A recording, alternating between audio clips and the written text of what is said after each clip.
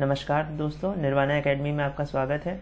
आज का हमारा टॉपिक है लेज़र क्या होता है, ये ऑर्डिनरी लाइट से कैसे अलग होता है या ऑर्डिनरी लैम्प से, और लेज़र बीम कैसे प्रोड्यूस की जाती है। तो आइए चलते हैं। तो 1916 में अल्बर्ट आइंस्टीन ने थ्योरी ऑफ लाइट दी थी, जिसे बाद में गॉर्डन गोल्ड ने 1957 में डेवलप किया था। थियोडोर मैमन जो थे, इन्होंने पहला सॉलिड मीडियम को यूज़ करके रूबी लेज़र बनाया था और पहला ऑप्टिकल लेज़र था ये। बाद में देखा गया सॉलिड मीडियम की जगह गैसियस और लिक्विड मीडियम जैसे हीलियम या फिर ज़ेनॉन, सेमीकंडक्टर, ये सब यूज़ करके भी लेज़र प्रोड्यूस की जा सकती है, लेज़र बीम। तो अब लेज़र होती क्या है? लेज़र बेसिकली एक डिवाइस होती है जिसको जब हम किसी एनर्जी सोर्स से एक्साइट करते हैं, एक्सटर्नल एनर्जी सोर्स अप्लाई करते हैं उस मीडियम पे, तो highly coherent monochromatic beam of light produce होती है। और लेज़र का फुल फॉर्म ये पता है, ये आपको light amplification by stimulated emission of radiation, इसी का शॉर्ट फॉर्म लेज़र कहते हैं। तो कोहेरेंट क्या होता है, मोनोक्रोमेटिसिटी क्या होती है, और ये स्टिमुलेटेड एमिशन या इलेक्ट्रोमैग्नेटिक रेडिएशन को कैसे यूज़ करते हैं स्टिमुलेट करने में, ये सब आगे देखते हैं हम। तो जैसे ऑर्डिनरी लाइट को अगर आपको समझना है या फिर लेज़र बीम कैसे प्रोड्यूस करती है क्या समझना है, इसके लिए आपको कुछ टर्म्स जान लेने बहुत ज़रूरी है। जैसे पंपिंग क्या होता है, स्पॉन्टेनियस एब्जॉर्प्शन और स्पॉन्टेनियस एमिशन क्या होता है, इसी के साथ साथ स्टिमुलेटेड एमिशन और पॉपुलेशन इन्वर्जन क्या होता है। दोस्तों, लेज़र बीम प्रोड्यूस करने के लिए तीन चीज़ें, पहला पंपिंग, दूसरा स्टिमुलेटेड एमिशन और तीसरा पॉपुलेशन इन्वर्जन। ये तीनों बहुत इम्पोर्टेंट कॉन्सेप्ट्स हैं और बिना इनके लेज़र बीम नहीं प्रोड्यूस की जा सकती। और नॉर्मल लाइट में क्या होता है, नॉर्मल लाइट में स्पॉन्टेनियस एब्जॉर्प्शन होता है और स्पॉन्टेनियस एमिशन होता है। तो आइए देखते हैं ये सब क्या होते हैं। तो दोस्तों, पंपिंग क्या होती है, जैसे हमारा ये कोई सॉलिड डिवाइस है, इसके चारों ओर हमने कोई कॉइल लगा दी है जिसमें करंट सप्लाई कर रहे हैं, इंडक्शन कॉइल है, तो ये एज अ एनर्जी सोर्स काम कर रही है इस डिवाइस के लिए, और ये इसके जो एटम्स हैं उन्हें एक्साइट करने का काम करती है, ताकि उसके जो इलेक्ट्रॉन ग्राउंड स्टेट में है वो एनर्जी रिसीव करके जो क्वांटा फोटोन के फॉर्म में आ रही है अपनी हायर एनर्जी स्टेट में चले जाते हैं। तो पंपिंग के कई मेथड होते हैं, जैसे optical pumping, chemical pumping, electron impact pumping, in elastic atom atom pumping. Mostly हम ऑप्टिकल पंपिंग का यूज़ करते हैं, वही हम यहाँ भी यूज़ करेंगे। तो एब्जॉर्प्शन क्या होता है दोस्तों, जैसे जो हमने एनर्जी सोर्स अप्लाई किया है तो उससे आने वाले रेडिएशन और जो फोटॉन्स हैं वो क्या करता है, जो इलेक्ट्रॉन हमारा ग्राउंड स्टेट में होता है एटम का, उसे अपने एक्साइटेड स्टेट में भेज देता है। तो हम कहते हैं एटम एक्साइटेड स्टेट में है। लेकिन क्योंकि एक्साइटेड स्टेट हाईली अनस्टेबल होती है, इसका लाइफ टाइम अराउंड 10⁻⁸ सेकेंड होता है, तो उतनी देर बाद वो वापस अपनी ग्राउंड स्टेट में आ जाता है इलेक्ट्रॉन।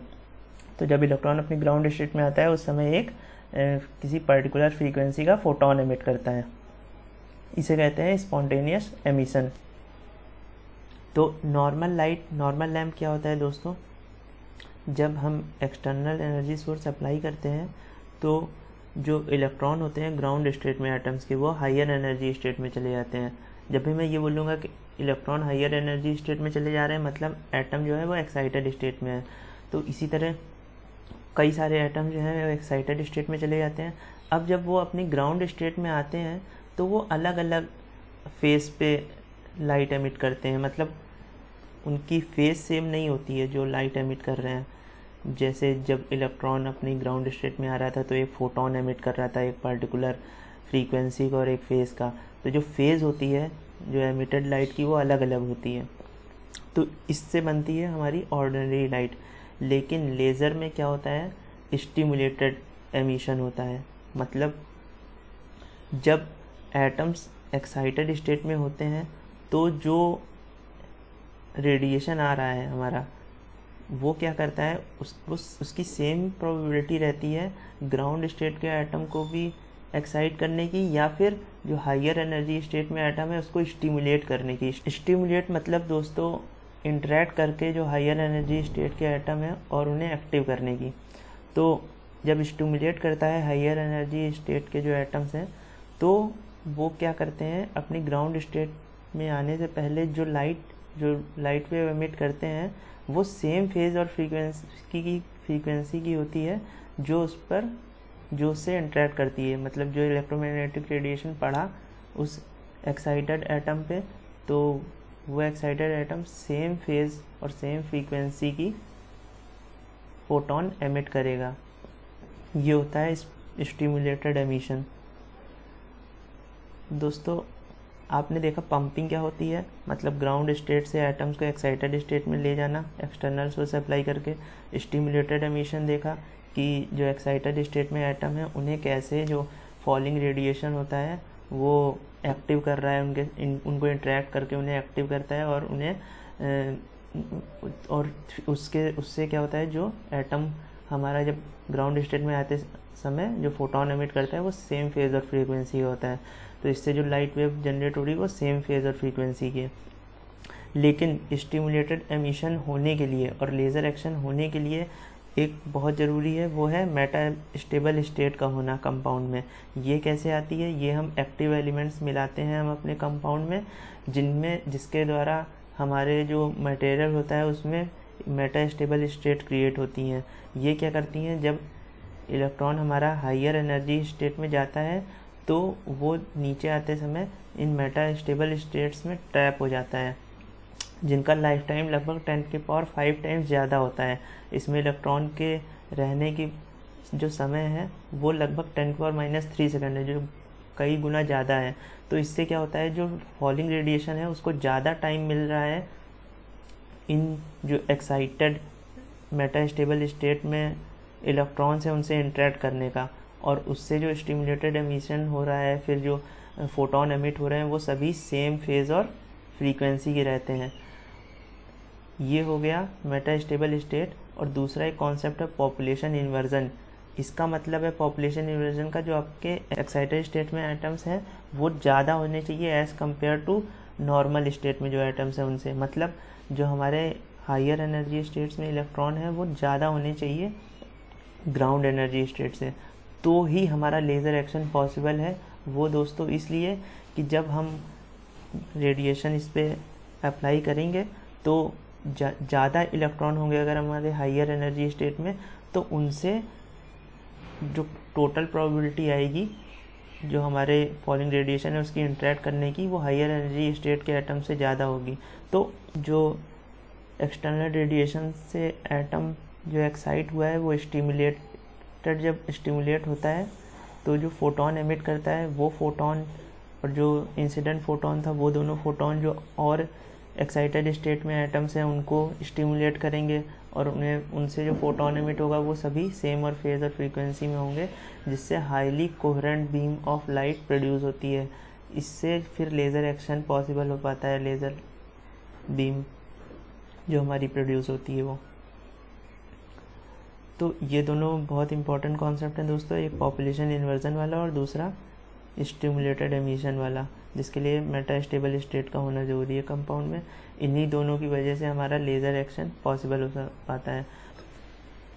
और दोस्तों जो ये हमारे हायर एनर्जी स्टेट में इलेक्ट्रॉन तभी ज़्यादा होंगे जब हमारी पंपिंग की वैल्यू, मतलब जो एक्सटर्नल रेडिएशन अप्लाई कर रहे हैं उसकी वैल्यू एक नॉर्मल थ्रेशोल्ड से ज़्यादा होगी। अगर उससे कम है तो हमारे ग्राउंड स्टेट में इलेक्ट्रॉन ज़्यादा होंगे और एक्साइटेड स्टेट में कम होंगे। तो दोस्तों अब देखते हैं प्रॉपर्टीज़ क्या होती है। तो लेज़र की प्रॉपर्टी मोनोक्रोमेटिसिटी होती है, मतलब जो लाइट एमिट हो रही है वो एक ही कलर की होगी, उसकी एक पर्टिकुलर वेवलेंथ होगी।